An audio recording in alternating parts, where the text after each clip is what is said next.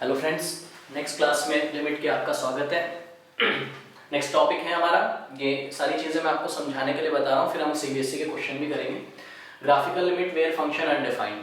ठीक है, ग्राफ की हेल्प से हम लिमिट कैसे बताते हैं जब फंक्शन किसी पॉइंट कहीं पे अनडिफाइंड होता है। तो चलिए देखते हैं। पहला ये ग्राफ आपको दिख रहा होगा, देखिए ये किसी फंक्शन का ग्राफ है। Suppose y is equals to F of X, कोई भी फंक्शन होगा, किसी का भी एक ग्राफ ड्रॉ किया गया है और आप यहाँ पे देख सकते हैं कि देखिए x की कोई भी वैल्यू लो आप, देखिए x की कोई भी वैल्यू हम ले रहे हैं, ठीक है। फंक्शन डिफाइंड है, ये देखिए फंक्शन क्वांटिटी आ रही है फंक्शन में, फंक्शन का ग्राफ हम प्लॉट करते जा रहे हैं x किसी भी वैल्यू पे करते जा रहे हैं। ये देखिए यहाँ पे देखिए x की कोई भी वैल्यू हम ले रहे हैं, ठीक है, ग्राफ आता जा रहा है। लेकिन x की वैल्यू जब 4 हो जाती है, ये देखिए जरा a यहाँ पे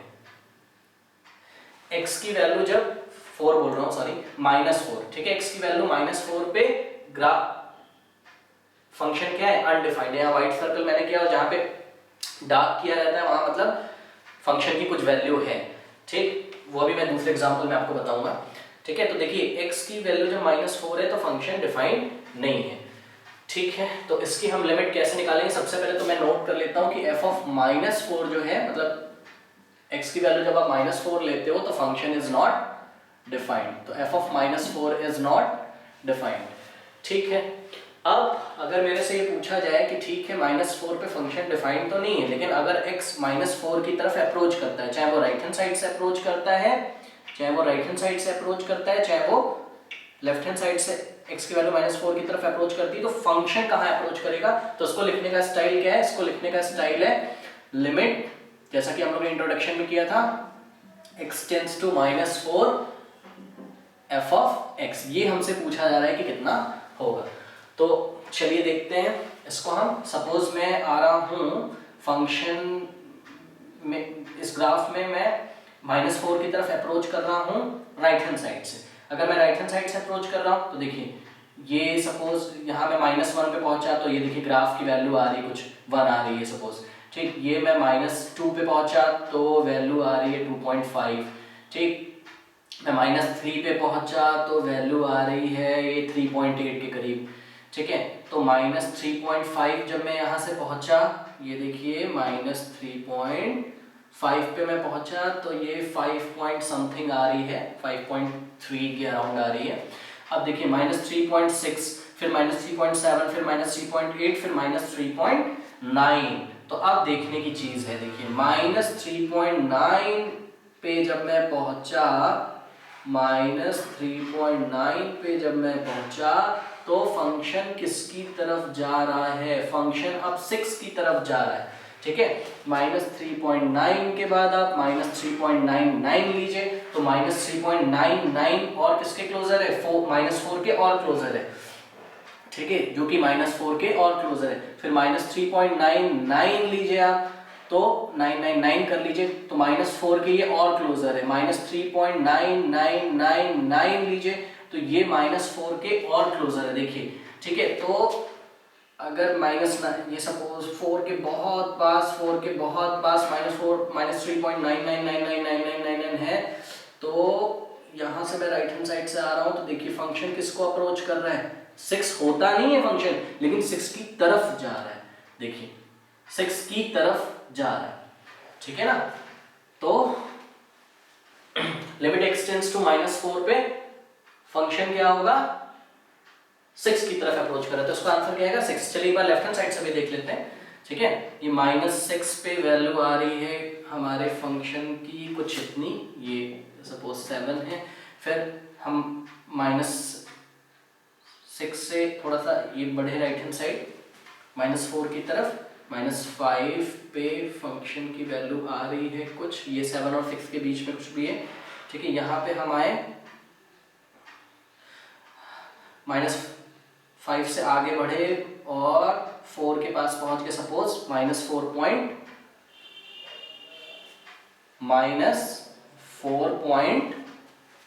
पे पहुंच गए, जो कि लगभग किसके इक्वल है, 4 के, मतलब ये 4 की तरफ जा रहा है। फिर -4.01 लेंगे, फिर -4.001 लेंगे, तो ये 4 के पास जैसे ही हम पहुंच रहे हैं, हम लेफ्ट हैंड साइड से भी अगर अप्रोच करते हैं -4 को, तो हम कहाँ पहुंच रहे हैं, ये देखिए फंक्शन कहाँ पहुंच रहा है आपका, ये देखिए 6 के पास, एक बार ये देखिए नीचे से और एक बार ऊपर से।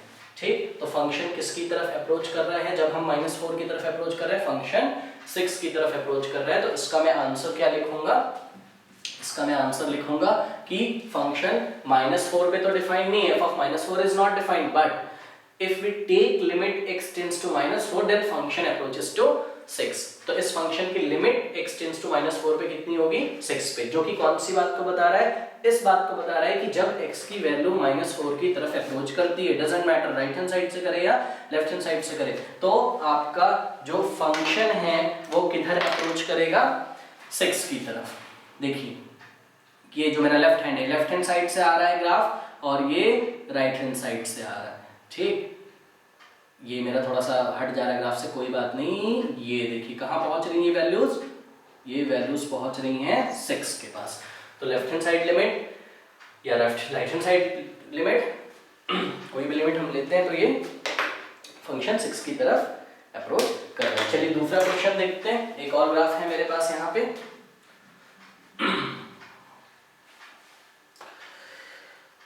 देखिए ये ग्राफ कहाँ पे अनडिफाइंड है, ये ग्राफ अनडिफाइंड है। क्वेश्चन है मेरा, क्वेश्चन मेरे से पूछा जा रहा है, क्वेश्चन मैंने नहीं लिखा, limit x tends to 7 g of x, ये मेरे से पूछा जा रहा है क्वेश्चन। ठीक है, तो हम सबसे पहले क्या लिखेंगे, हम सबसे पहले ये लिखेंगे कि ये किसी भी फंक्शन का ग्राफ है, suppose y equals to gx का ये ग्राफ है, फंक्शन से मुझे नहीं मतलब है, यहाँ पे होगा कुछ भी फंक्शन, उसका हमने ग्राफ प्लॉट कर लिया है। यहाँ पे मैं अगर देखता हूं तो देखिए x की वैल्यू जब 7 है, देखिए यहां से चलिए आप राइट हैंड साइड से 7 की तरफ जा रहे हो। ठीक, देखिए जैसे कि ये 9 है तो देखिए ग्राफ की कुछ वैल्यू आती है। ठीक, यहाँ पे थोड़ा सा चले तो 8.5 पे भी फंक्शन कुछ होता है। ठीक, फिर 8 पे भी फंक्शन कुछ होता है, फंक्शन की कुछ वैल्यू है, y की कुछ वैल्यू है। जैसे जैसे मैं 7 की तरफ आ रहा हूं, ये देखिए,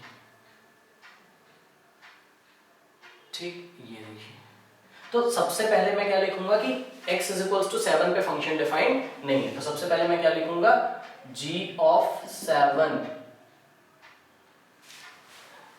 सॉरी एक चीज मैंने यहाँ पे ध्यान नहीं दी, देखिए यहाँ पे एक डार्क डॉट भी लगा हुआ है, जो कि किसके सामने लगा हुआ है, 3 के सामने। ये देखिए, मतलब g ऑफ 7 जब आप लोगे, g ऑफ 7 जब आप लेते हो तो वैल्यू कितनी आती है, देखिए g ऑफ 7, ये देखिए वैल्यू दी गई। डार्क सर्कल का क्या मतलब है कि फंक्शन डिफाइन है। तो जब आप g ऑफ 7 लेंगे तो वैल्यू क्या आएगी, 3। ये देखिए ये डार्क किसके सामने लगा हुआ है, 3 के सामने। ठीक है, तो ये क्वेश्चन में दिया हुआ था ऐसा डार्क का साइन, इसलिए हमने बोल दिया कि g ऑफ 7 तो क्या होगा, 3 होगा, लेकिन इसकी लिमिट क्या होगी, g ऑफ 7 की वैल्यू एक कांस्टेंट वैल्यू है 3, वो आ रही है, लेकिन देखिए ये जो फंक्शन है ना, ये जिसका ग्राफ हमने ड्रॉ किया है, इससे पहले भी हमने एक क्वेश्चन किया था शुरुआत में, अगर आप वीडियो देखो तो आपको ये चीज समझ में आएगी। ठीक है, तो ये जो फंक्शन है ये 7 पे नहीं बताया गया है, 7 पे अनडिफाइंड है, बट x की वैल्यू जब 7 को अप्रोच करती तो हम इस फंक्शन की लिमिट निकाल सकते हैं, वो हम निकालेंगे। तो देखिए, चाहे मैं राइट हैंड साइड से आ रहा हूं 7 की तरफ और चाहे मैं लेफ्ट हैंड साइड से 7 की तरफ आ रहा हूं, देखिए 6 पे वैल्यू कितनी है फंक्शन की, इतनी, फिर 6.5 पे कितनी है, यहाँ पे कहीं पे, फिर 6.9999 पे देखिए फंक्शन किधर जा रहा है। अब आप ऐसे करके मिलाओगे तो ये किसकी तरफ आ रहा है, यहाँ कहीं पे क्या है, 0 है। ठीक है, तो 6.99999 अगर मैं x की वैल्यू लेता हूँ तो फंक्शन किसको अप्रोच कर रहा है, 0 से, 0 को। उसी तरीके से वहां पे अगर मैं क्या वैल्यू लेता हूँ 7.00001 तो फंक्शन किसको अप्रोच कर रहा है, 0 को। ठीक है, तो हम आंसर इसका क्या देंगे, ये देखिए आप इस ग्राफ को देख सकते हो, चाहे आप लेफ्ट हैंड साइड से आ रहे हो 7 की तरफ, चाहे आप राइट हैंड साइड से 7 की तरफ आ रहे हो, जो फंक्शन की वैल्यू है वो किसको अप्रोच कर रही है, लगभग वो किसके इक्वल है, 0 के इक्वल है, लगभग। ठीक, तो हम लिखेंगे कि जब x टेंड्स टू 7 होता है तो फंक्शन किसको अप्रोच करेगा, फंक्शन अप्रोच करेगा 0 को। तो इसका आंसर है limit x tends to 7 g of x is equals to 0। और g ऑफ 7 क्या है? 7 पे तो देखिए ये यहाँ पे एक डार्क पॉइंट अगर नहीं दिया होता तो हम ये नहीं लिखते, हम बोलते कि फंक्शन g ऑफ 7 पे अनडिफाइंड नॉट डिफाइंड है, ठीक है। लेकिन g ऑफ 7 ये देखिए ये 7 के सीध में एक ऐसे डार्क सर्कल लगा हुआ है, मतलब इस टाइम फंक्शन की वैल्यू कितनी है 3 है, ठीक है। Okay thank you.